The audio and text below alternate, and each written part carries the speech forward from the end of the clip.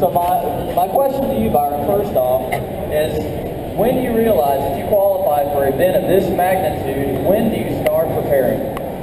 That's actually, guys are already preparing for the next Bassmaster Classic. Like everybody knows, they're going next year to South Carolina, correct? What lake is it?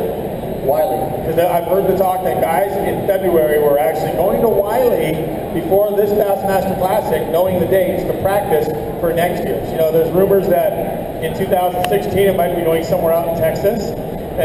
Look at Lord, hashtag awesome.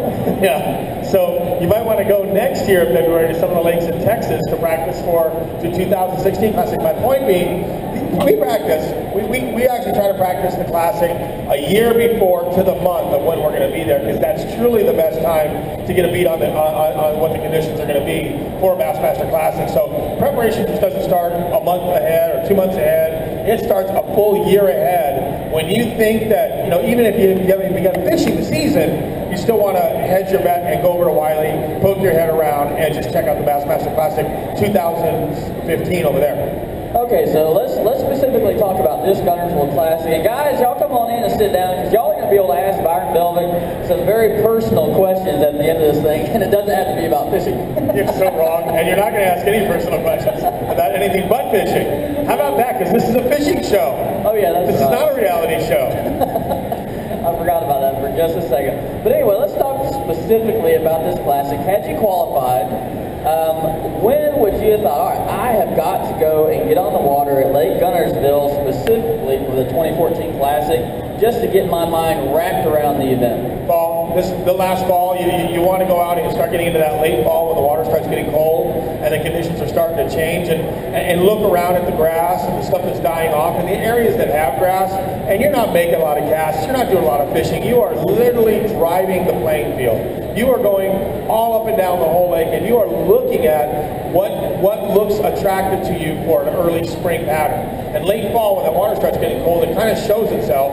You want to get water conditions, you want to do your homework, look and see if the water levels are going to be the same. But fall is a time just to go drive the playing field. Go as far up the river as you dare to go, look at all the pockets, pop your head into places, burn a couple tanks of gas, but that is a real kind of a hunt pack, just looking. Less fishing, looking time to do it. Okay, so you're going to come here in the fall, but now when are you going to start worrying about the gear selection? Are you looking at specific areas in the fall that you may actually fish for in the Classic? Absolutely. You're going to areas that are pre-spawn. You're going to areas that the fish are going to come out of their winter transition and move up on. You're not going to be fishing the deepest haunts of the lake where they're going to be in the dead of winter. And you're looking, and a lot of times in the fall, those fish are coming out of the flats, moving into the areas to feed before the winter in the same areas that they're going to feed in early spring before they go to spawning. And then it's almost a perfect 180-degree change between late fall, early spring, and that is a time that you're going to move around and figure out those areas and key on those areas.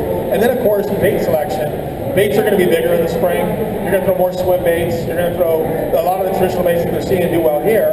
You know, the lipless crankbaits and jerk baits and all that stuff. But that is the time to really key in those best pre-spawn areas. I got you. Now let's fast forward a little bit more. All right, you pre-fished a bit in the fall.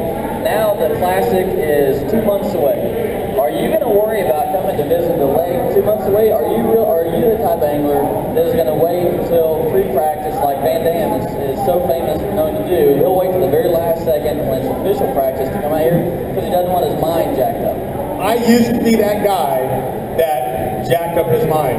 I was that guy. I lived on these lakes way too long. I had too many spots in my head, and I learned, and I'm going to use it this year on the Elite Tour, I learned to become more of an intuitive angler. The 2 years back-to-back classics that I made before my injury, those tournaments, I made those top 12s, 3 in a row, on fish that I found during the tournament. Everything had fallen apart. 9 o'clock in the morning, 10 o'clock in the morning, one fish in the boat. You heard it yesterday at the weigh-in. Guys are punting at 9, 10, 11 o'clock in the morning yesterday. All their water got muddy, and then you're fishing the purest form of being a professional bass fisherman. You're fishing by the seat of your pants in the moment, and kudos to Van Dam, he's dead on. I'm not that guy that goes out and just grinds away a lake. Now, some guys that works for them. Some guys can spend a month on the lake and that helps them. If I spend a month on the lake, it destroys me, and I have now learned that. So to that point, yes, I'll wait till the very last minute after I've done all my pre-con to go out and fish the tournament. All right, so now you wait till the last minute, And let's take Guntersville specifically, this classic and its weather patterns, and how is that going to affect you? Because we had some crazy cold weather. It was like the zombie apocalypse in Birmingham, Alabama. We had ice, we had like an inch of snow, everybody freaks out. Everybody gets stuck at work, the kids are at school, nobody knows, everybody, people sleeping on the interstate, children are born in cars on I-20. It's crazy. You have really painted a grim picture. It sounds like Birmingham meets Armageddon, dude. That's all. I mean, there's anybody here from Birmingham could just start throwing rocks at this guy. No, it's ugly. People were dying in the streets, and the city didn't even take care of them. There was blood and guts everywhere. Dogs and cats living together. I am not exaggerating. It was bad here, bro. So it was really, really cold. A horrible winter. You get into to your first day, seat of the pants practice for the Bassmaster Classic, and it's gone from the zombie apocalypse to like summer. What does that do to your head? You know, I actually talked to Ish last week, and he was, while they were practicing, I actually called my buddy Ish, our mutual friend, and even practice was almost irrelevant. You know, again, you're driving around, and you're looking at spots, and you're hoping to make a few casts and catch a few fish, but even then you're like, it's going to change so much between now, last Wednesday, Tuesday, Wednesday, Thursday, and now. And you hear it time and time again, but even that was irrelevant. Go out, craft around, look for that young grass, look at those key areas. Start relying on places you've done well before. I know I'm really going to grind out that area. I had almost 100 pounds.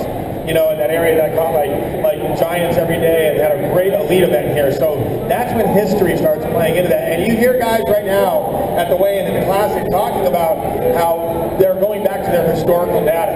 They're going back to where they wrecked them before, because we've all got a lot of time on Guntersville. We've all fished Guntersville, you know, several times. Those of us that fish the Elite Tour and fish, you know, not the Federation guys at all, but man, that's the hardest part, is going out and knowing it's still going to change and trying to kind of make a few casts, but betting the come that you can make good decisions.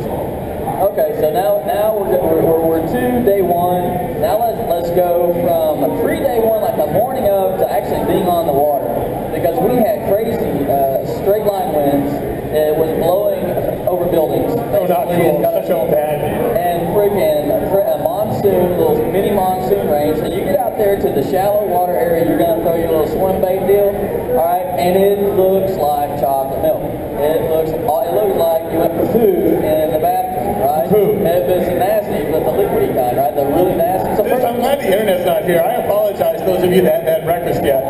For those of you that haven't eaten, because this is really good. But the water is bad, ugly, right? They pay you to do this? Maybe. What do you do?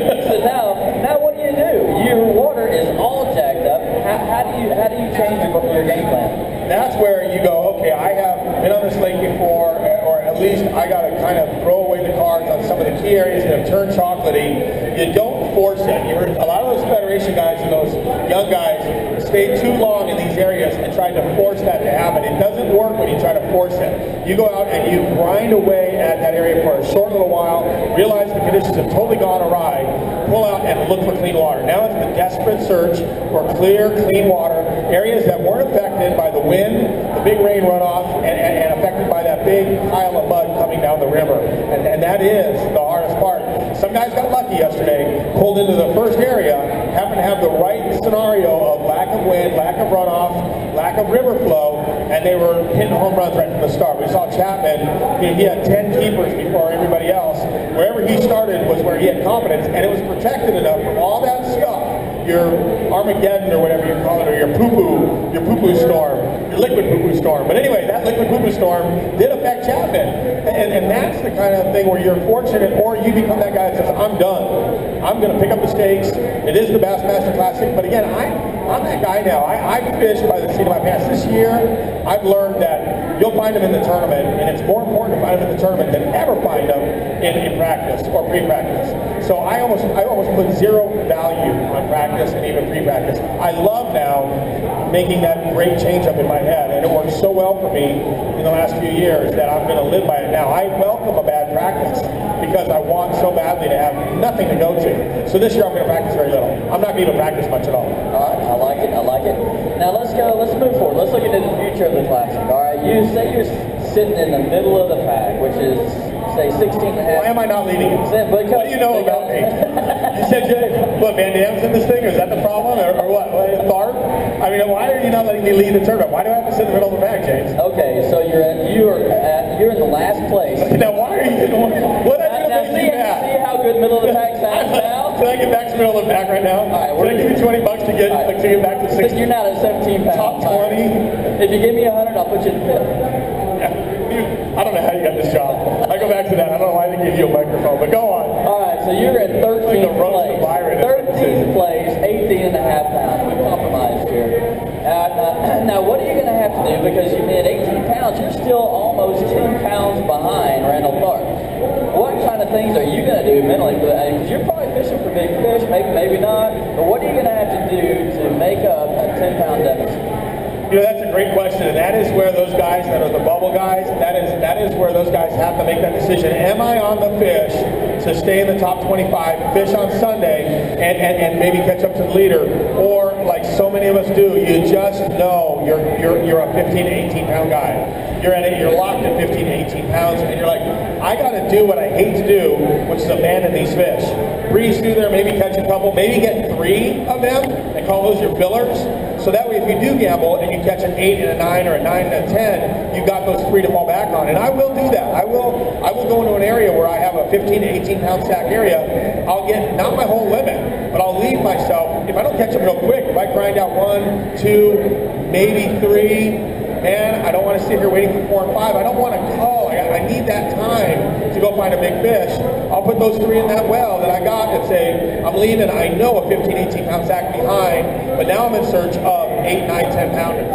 And if I only get 1 or 2 more bites, at least I got those 3s to keep the integrity of that big fish. The worst thing that can happen in the classic is you catch an 8, 9, or 10 pounder and you come up a fish short. Even 1, 2 fish short is horrible. But the integrity of the weight of that fish is consistent upon having all 5 of them in the well.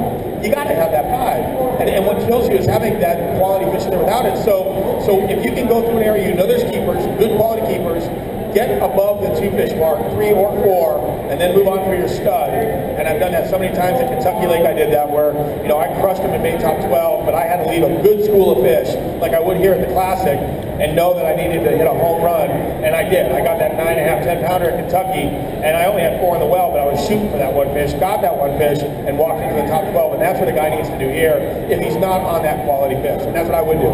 I like it. All right, we're going to ask you about one more question, and then guys in the audience, y'all can ask Byron whatever you want. Roses. And you can ask James why. Ask him why he got this job with all the weird colloquialisms about Birmingham zombies and water looking like poo-poo wet. Okay. I don't know. I think we should ask you questions. What kind of medication did you not take? I got somewhere I got to. How many drinks did you have last night to create this interview? All right, last question. Is Randall Tharp going to be able to hold on to win this Bassmaster Classic? I absolutely had no idea what was going on with Randall Tharp until last night at dinner when Andy Morgan, FLW Angler of the Year, who's friends with Tharp, gave me the 411 on how strong that guy is, how he used to live up by that bridge up there, in Bridgeport I think it's called, and how him and another guy would fish against Tharp and his buddy who was the super god of this Lake Gunnersville. And he goes, he knew yesterday morning when we were testing Livingston baits in the Bass Pro Shop, he said Tharp was fishing the best stuff on this lake. He said that yesterday before Bass Track ever started.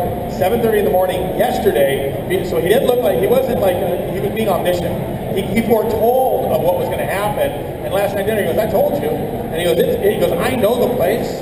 I can tell you, I can describe the area he's fishing, and I can tell you that A, he doesn't see a lot of boats. He knows the river so well. You know, I think that Andy Morgan was his ex-wife lived up in Bridgeport, so he spent a bunch of time up there with his ex-wife on the upper end of Gunnersville. I had no idea Tharp was also a local, a former local, and a guy that was friends with the best guy on this lake ever, like the Michael Jordan of Gunnersville. And he goes, it's going to be really tough to beat Tharp. Knowing what I know, I learned last night at dinner, and I remember yesterday, who's this Tharp guy? He's an FLW guy. I don't know him. Tharpay. You said Tharpay. I did not say Tharpay. I said he fishes 60 days a month. Remember that? And you go, what do you mean 60 days a month? I go, the guy fishes twice every day. When we go to sleep, he's still fishing. Tharp is a grinder. He's the Duracell bunny of practice. And he fishes 60 days a month. And you thought I was really bad at math. I did. I still believe that. You think that was a plug that I'm However, I'm impressed that you knew the word omniscient. I give you Bishop, I'll give you I kudos. graduated college with a degree in English and philosophy, and I think that right now you are being very obsequious to my conversation.